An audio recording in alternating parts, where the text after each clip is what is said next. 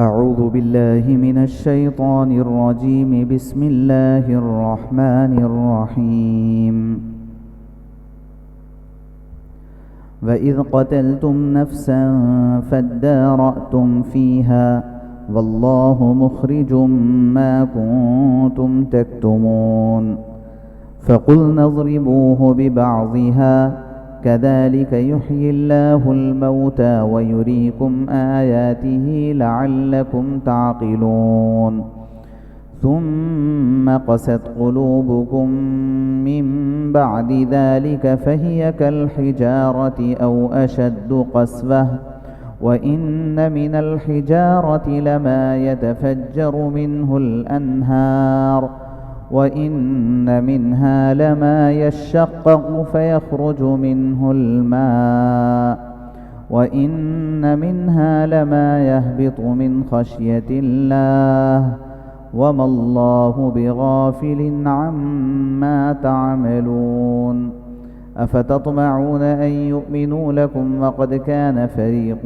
منهم يسمعون كلام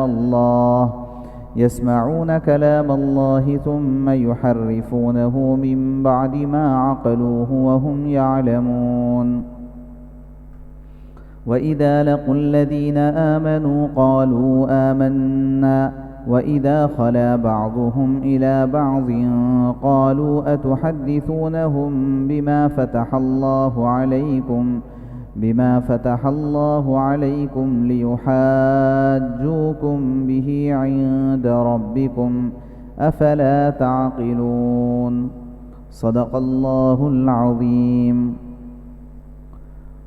وَإِذْ قَتَلْتُمْ نَفْسًا فَادَّارَأْتُمْ فِيهَا، اور جب تم نے ایک شخص کو مار ڈالا پھر ایک دوسرے پر اس کا الزام تھوپنے لگے. وَاللَّهُ مُخْرِجٌ مَا كُنْتُمْ تَكْتُمُونَ، حالانکہ اللہ کو ظاہر کرنا منظور تھا جو کچھ تم چھپانا چاہتے تھے. فَقُلْنَا اضْرِبُوهُ بِبَعْضِهَا، پس ہم نے حکم دیا کہ مارو اس مردے کو اس گائے کا ایک ٹکڑا. كَذَلِكَ يُحْيِي اللَّهُ الْمَوْتَى، اسی طرح اللہ تعالی زندہ کرے گا مردوں کو. وَيُرِيكُمْ آيَاتِهِ لَعَلَّكُمْ تَعْقِلُونَ، اور وہ تم کو اپنی نشانیاں دکھاتا ہے تاکہ تم سمجھو. ثُمَّ قَسَتْ قُلُوبُكُمْ مِنْ بَعْدِ ذَلِكَ، پھر اس کے بعد تمہارے دل سخت ہو گئے. فَهِيَ كَالْحِجَارَةِ أَوْ أَشَدُّ قَسْوَةً، بس وہ پتھر کے مانند ہو گئے یا اس سے بھی زیادہ سخت.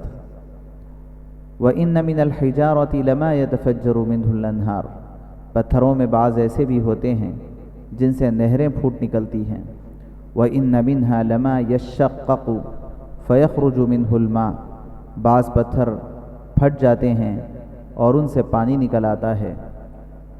وَإِنَّ مِنْهَا لَمَا يَهْبِطُ مِنْ خَشْيَةِ اللَّهِ، اور بعض پتھر ایسے بھی ہوتے ہیں جو اللہ کے ڈر سے گر پڑتے ہیں. وَمَا اللَّهُ بِغَافِلٍ عَمَّا تَعْمَلُونَ، اور اللہ اس سے بے خبر نہیں جو تم کر رہے ہو. جیسے پہلے بھی یہ بات آئی ہے کہ اس رکوع میں اللہ تبارک و تعالیٰ نے بنی اسرائیل کے ساتھ پیش آئے ایک واقعے کا ذکر فرمایا ہے، اور اسی واقعے کی مناسبت سے اس سورت کا نام سورہ بقرہ رکھا گیا. ہوا یہ تھا کہ ایک شخص نے بنی اسرائیل میں ایک دوسرے شخص کو قتل کر دیا، اور مقتول تو پڑا ہوا تھا، قاتل کا پتہ نہیں چل رہا تھا. کافی تلاش و جستجو کے بعد بنی اسرائیل حضرت موسیٰ علیہ السلام کے پاس گئے اور جا کر کے انہوں نے کہا کہ یہ مقتول یہاں پڑا ہوا ہے اور قاتل کا پتہ نہیں چل رہا ہے، لہٰذا ہمیں تلاش ہے قاتل کی. تو حضرت موسیٰ علیہ السلام نے اللہ تبارک و تعالیٰ سے دعا کی اور وحی کے ذریعے آپ کو بتایا گیا کہ گائے کو ذبح کیا جائے اور اس گائے کے گوشت کے ایک حصے کو لے کر کے اس مقتول پر مارا جائے۔ چنانچہ پیچھے جو واقعہ گزرا ہے وہ گائے کے سلسلے میں تفصیلی واقعہ گزرا ہے۔ انہوں نے گائے تلاش کی اور بہت سارے سوال و جواب کیے، اور گائے تلاش کرنا ان کے لیے مشکل ہو گیا سوالات کرنے کے نتیجے میں۔ بہرحال جب گائے انہوں نے ذبح کی اور اس گائے کے ایک حصے سے مقتول کے جسم پر مارا تو مقتول اٹھا اور اس نے قاتل کا نام بتایا اور پھر وہ مر گیا۔ یہ دراصل پورا واقعہ ہے، گزشتہ اس کا آدھا واقعہ سامنے آیا تھا۔ یہاں پر ایک سوال پیدا ہوتا ہے، وہ ریلیٹ کرتا ہے لاجک سے کہ بھئی اس سے یہ کیسے ہم کو سمجھ میں آتا ہے کہ گائے کو ذبح کیا جائے اور اس گائے کے کچھ حصے کو مقتول کے جسم پر مارا جائے اور پھر اس کے نتیجے میں وہ بے جان جسم کے اندر جان پڑ جائے اور پھر وہ اٹھ کر کے نام بتا دے، پھر وہ مر جائے۔ ہماری عقل تو اس کو قبول نہیں کرتی۔ یہ ظاہر ہے کہ اس واقعے سے ہم سب کے ذہن میں یہ سوال آتا ہے، اور آنا چاہیے، کوئی ایسی بری بات نہیں ہے سوال کا۔ اللہ تبارک و تعالیٰ نے بھی اس کا لحاظ کیا ہے، کیونکہ قرآن میں جتنے نفسیات کا لحاظ کیا گیا ہے شاید ہی کسی اور کتاب میں اتنے نفسیات کا اتنا لحاظ کیا گیا ہو۔ چنانچہ یہ واقعہ ختم ہونے سے پہلے اللہ تبارک و تعالیٰ نے اس کا جواب دیا، اور جواب دے کر کے یہ واقعے کو اللہ نے ختم کیا۔ دیکھیے دو چیزیں الگ الگ ہوتی ہیں، ایک ہے قدرت اللہ اور ایک ہے سنت اللہ، یہ دونوں الگ الگ ہیں۔ سنت اللہ یہ ہے کہ آسمان سے بارش برسے اور اس سے زمین نرم ہو جائے، پھر اس زمین سے کونپل نکلے اور پھر اس سے پھل پھول نکلیں، یہ سنت اللہ ہے، یعنی اللہ کا طریقہ۔ عام طور پہ ایسا ہی ہوتا ہے، دنیا کا سارا نظام اسی سنت اللہ کے مطابق چلتا ہے۔ سنت اللہ یہ ہے کہ میاں بیوی کا آپس میں ملاپ ہو اور اس کے بعد اولاد کی پیدائش ہو، یہ سنت اللہ ہے۔ قدرت اللہ یہ ہے کہ حضرت آدم علیہ السلام کو اللہ تبارک و تعالیٰ نے اپنی قدرت سے پیدا کر دیا۔ حضرت عیسیٰ علیہ السلام کو اللہ تبارک و تعالیٰ نے بغیر باپ کے پیدا کر دیا، یہ اللہ کی قدرت ہے۔ اور عام طور پہ طریقہ کیا ہوتا ہے؟ وہ سنت۔ تو سنت اللہ اپنی جگہ یہ چلتی رہتی ہے، سارا دنیا کا نظام یہ سنت اللہ کے مطابق چلتا ہے۔ دکان ہم نے ڈالی اور دکان کے چلنے کی وجہ سے ہمیں روزی مل رہی ہے، تو اس کا مطلب یہ نہیں ہے کہ اللہ تبارک و تعالی روزی دینے میں دکان کے محتاج ہے، مطلب یہ نہیں ہے۔ ہاں، دنیا کا ایسا نظام ہے کہ محنت کرو گے تو کھاؤ گے، دنیا کا ایسا نظام ہے، وہ نظام بھی خود اللہ نے بنایا ہے، اس لیے آدمی دکان ڈالتا ہے، کاروبار کرتا ہے، بزنس کرتا ہے اور اس سے پیسہ کماتا ہے اور گھر چلاتا ہے۔ لیکن جب اللہ کی قدرت حرکت میں آتی ہے تو بہت سے لوگ بغیر کاروبار کے ان کو اللہ تبارک و تعالیٰ نواز دیتے ہیں۔ کہتے ہیں کہ بعض لوگوں کے ہاتھ میں تاثیر ہوتی ہے، مٹی کو ہاتھ لگاتے ہیں سونا بن جاتی ہے۔ تو ایک ہے سنت اللہ اور ایک ہے قدرت اللہ۔ دنیا کا سارا نظام یہ سنت اللہ کے مطابق چلتا رہتا ہے، اور سنت اللہ وہ ہے جو دیکھ کر کے ہم کو سمجھ میں آ جاتی ہے، اس کا تعلق ہمارے عقیدے سے ہونا کوئی ضروری نہیں۔ بارش برس رہی ہے، پودے اگ رہے ہیں اور دنیا کا نظام چل رہا ہے، پیٹرول زمین سے نکل رہا ہے، ریفائنڈ ہو رہا ہے، پھر پوری دنیا میں سپلائی ہو رہا ہے، اس پیٹرول کے ذریعے گاڑیاں چل رہی ہے اور اس کے نتیجے میں ٹرانسپورٹیشن کا نظام بہت مضبوط ہے، اور اسی وجہ سے ایک ملک کی چیز دوسرے ملک میں مل رہی ہے، کھانے پینے کپڑے لتے ساری ضروریات پوری ہو رہی ہے، یہ سب کا سب سنت اللہ۔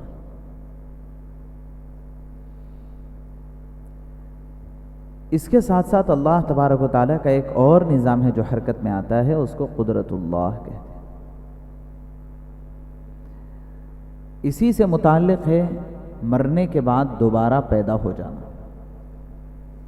جس اللہ نے پہلی مرتبہ ہمارے جسم میں جان ڈالی، سسٹم کتنا تھا؟ ظاہری سسٹم اتنا تھا کہ ماں کے پیٹ میں بس بچہ ہے، اس سے زیادہ ہمارے پاس کچھ نہیں۔ ایک طرف ماں ہے اور ایک طرف باپ ہے، ایک طرف ماں کے پیٹ میں رحم ہے، اور یہ سارا کا سارا ایک سسٹم آپ کے پاس ہے، یوں سمجھیے کہ ایک مشین آپ کے پاس ہے، اور اس میں جو کچھ ہمارے ذریعے سے ہو سکتا تھا ہم نے کر دیا، لیکن روح آئی کہاں سے؟ اس کو زندہ کس ذات نے کیا ہے؟ اس بچے کو یسألونک عن الروح قل الروح من امر ربی، امر رب ہے وہ اللہ تبارک و تعالیٰ کے حکم سے وہ روح آئی۔ تو یہ ہے قدرت اللہ کی۔ تو جو اللہ نے اپنی قدرت سے بچے کے جسم کے اندر روح پھونکی ہے اور بچے کو زندہ کیا ہے، وہی اللہ ہے جو مرنے کے بعد دوبارہ زندہ کرنے والا ہے۔ اب یہاں اللہ یہی بتاتے ہیں کہ بھائی ایک آدمی کو قتل کیا گیا اور قاتل کا پتہ نہیں چل رہا ہے، اور گائے کو ذبح کیا گیا اور گائے کے گوشت کو اس کے اوپر مارا گیا، تو وہ اٹھ گیا تو اٹھنے کی وجہ یہ گائے اور گائے کا گوشت وغیرہ یہ سب کچھ نہیں ہے، بلکہ حکم الہی ہے۔ اچھا، اگر حکم الہی سے اٹھنا تھا تو یہ سب کچھ کیوں کیا گیا؟ تو یہ بھی حکم الہی ہے، ایسا کرنا بھی حکم الہی ہے، اور ایسا کرنے کی وجہ سے اللہ تبارک و تعالیٰ نے اپنے حکم سے اس مقتول کو بھی پیدا کر دیا۔ تو اس سے ہمیں اس بات کو سمجھنا چاہیے کہ مرنے کے بعد دوبارہ تم زندہ ہو سکتے ہیں، دراصل اس کی پاسبلٹی کو بتانا مقصود ہے۔ اور بہت سارے مقامات پر اللہ تبارک و تعالیٰ نے ایسی مثالیں دی ہے جس کے ذریعے ایک مردہ چیز کے اندر جان پیدا ہو رہی ہے، انڈے میں جان پیدا ہو رہی ہے، ایک مخصوص پروسیس ہے، اس کی وجہ سے انڈے میں جان پیدا ہو جاتی ہے، ایک مخصوص پروسیس ہے، اس پروسیس کے کمپلیٹ کرنے کے نتیجے میں ایک بے جان دانے میں جان پیدا ہو رہی ہے اور اس سے کونپل نکل رہی ہے اور اس سے جھاڑ اگ رہا ہے، ایک پروسیس کو کمپلیٹ کرنے کے نتیجے میں گٹلی کے اندر کئی آم نظر آ رہے ہیں، حالانکہ ہے گٹلی بے جان۔ تو یہ پروسیس کا کمپلیٹ کرنا یہ ہمارے ہاتھ میں ہے۔ اس پروسیس کے کمپلیٹ کرنے کے نتیجے میں جو اس کے اندر جان پیدا ہو رہی ہے یہ اللہ کے ہاتھ میں ہے۔ بس اللہ نے یہی بتایا ہے کہ دیکھو تمہارا جو کام ہے، تم کو جتنا کہا گیا ہے تم اتنا کرو، اس کے آگے کا کام میرے ہاتھ میں ہے، میں کروں گا۔ تو ان کو حکم ہوا تھا کہ گائے کو ذبح کریں، انہوں نے گائے ذبح کی اور گائے کے ٹکڑے کو اس کے جسم پر مارا، ان کا کام ہو گیا۔ اللہ تبارک و تعالیٰ نے اپنے قدرت سے اس کو زندہ کیا ہے، تو اسی کو فرماتے ہیں کذالک یحیی اللہ الموتى۔ اس سے کم سمجھو کہ مرنے کے بعد دوبارہ زندہ ہونا، اس کے اندر کوئی ایسی بات نہیں ہے کہ یہ ایسے کیسے ہو سکتا ہے، بلکہ پاسبلٹی ہے، امکانات میں سے ہے، ممکنہ چیزیں ہیں۔ جب کوئی چیز ممکن ہونا ثابت ہو گیا تو پھر وہ چیز ہو سکتی ہے۔ ایک چیز حد امکان میں ہے، یعنی پاسبلٹی اس کے اندر ہے، اور ایسا ہوا ہے، کوئی سچا خبر دینے والا ہم کو خبر دے رہا ہے کہ ایسا ہوا ہے، تو بھائی ہاں بھائی ہو سکتا ہے اور ہوا ہوگا۔ یہ چیز ایسی نہیں ہے کہ جو ہے عقل سے تضاد میں آ جائے، ٹکر کھا جائے۔ آگے اللہ فرماتے ہیں کہ اتنا سب کچھ سننے اور سمجھنے کے باوجود اور اتنی بہت ساری مثالیں دینے کے باوجود آپ کو معلوم ہونا چاہیے کہ اللہ تبارک و تعالیٰ نے قرآن پاک میں مثالیں کہاں پر پیش کی؟ بہت ساری وہ چیزیں جس کے اندر عجیب و غریب قسم کی لطافت ہے، لطیف باتیں ہیں، جس کا سمجھنا بظاہر دشوار محسوس ہوتا ہے، اللہ تبارک و تعالیٰ نے وہاں پر کوئی مثال پیش کی. ایسے ہی سمجھاؤ تو یہ چیز سمجھ میں نہیں آئے گی، لو اس مثال کے ذریعے سمجھو، تو مثال اللہ نے دی ہے. تو یہاں بھی اللہ تبارک و تعالیٰ نے اس مثال کے ذریعے سے یہ سمجھایا ہے کہ مرنے کے بعد دوبارہ پیدا ہونا یہ اس کے اندر پاسبلٹی ہے، اور یہ ایسا جب پاسبل ہے اور میں کہہ رہا ہوں کہ زندہ ہونا ہے تو یقین اس کے اندر پیدا ہو گیا اور تو ہونا ہی ہونا ہے. لیکن اتنا سب کچھ ہونے کے باوجود بھی بعض دل ایسے ہوتے ہیں جو پتھر کی طرح سخت ہوتے ہیں، اس کے اوپر کوئی چیز اثر نہیں کرتی. حالانکہ پتھر کے اندر بھی یہ صورتحال ہوتی ہے کہ اس کی 3 قسمیں. بعض پتھر ایسے ہوتے ہیں جن کے اندر نرمی اتنی کہ اس سے نہریں بہہ پڑی. بعض پتھر ایسے ہوتے ہیں کہ اس میں اتنی زیادہ نرمی تو نہیں لیکن وہ پھٹ پڑتے ہیں اللہ کے ڈر سے، اور بعض پتھر وہ ہوتے ہیں جو اللہ کے ڈر سے گر پڑتے ہیں. اللہ نے فرمایا وَإِنَّ مِنْهَا لَمَا يَهْبِطُ مِنْ خَشْيَةِ اللَّهِ، اللہ کے ڈر سے گر رہے ہیں. تو ہمارے اور آپ کے لیے تو وہ ایک عام چیز ہے، لیکن ہمیں معلوم ہونا چاہیے کہ اس دنیا کی ہر چیز اللہ تبارک و تعالیٰ کے حکم کے تابع ہے، اور سب اللہ کی تسبیح میں لگے ہوئے ہیں، سب کی تسبیح کا انداز الگ الگ ہے. تو پتھروں کے اندر تو پھر بھی اتنا سینس پایا جاتا ہے، لیکن بہت سارے انسان وہ ہے جو اتنے غافل ہیں کہ ان کے اندر اتنا بھی سینس نہیں ہے جتنا پتھر کے اندر ہے، وہ اللہ سے غافل ہے. اللہ فرماتے ہیں وَمَا اللَّهُ بِغَافِلٍ عَمَّا تَعْمَلُونَ، تم جو کچھ کر رہے ہو اللہ تبارک و تعالیٰ تمہارے اس کیے سے غافل نہیں ہے. اللہ اس کو خوب جانتا ہے. اس لیے ان باتوں کو سمجھنا چاہیے، اور جب آخرت کا یقین ہمارے اندر پیدا ہو جائے تو اس کے نتیجے میں پوری دنیا اور دنیا کے اندر پائے جانے والے تمام کام ہمارے درست ہو جائیں گے. آخرت کا یقین نہیں ہے تو چھوٹی سے چھوٹی چیز سے لے کر بڑے سے بڑے گھوٹالے تک یہ سارے کام آسانی کے ساتھ ہو جائیں گے. اللہ سے دعا ہے کہ اللہ تبارک و تعالی ہم سب کو آخرت کا یقین نصیب فرمائے. سبحان اللہ و بحمدہ.